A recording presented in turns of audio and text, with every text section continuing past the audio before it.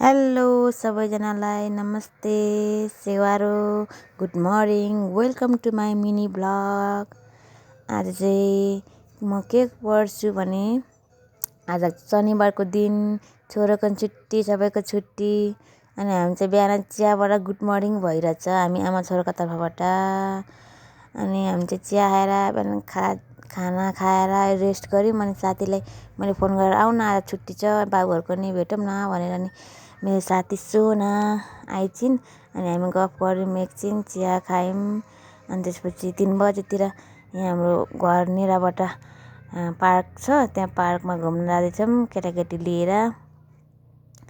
अनि चाहिँ केटाकेटी अगाडि जाँदैछन्। यहाँ चाहिँ ड्राई पिकनिक सुटिङ गर्न आउँछ क्या। यहाँ चाहिँ ठुलो छ पार्क चाहिँ। अनि यहाँभित्र जानलाई चाहिँ 20 रुपियाँ लिन्छ एकजना बराबर।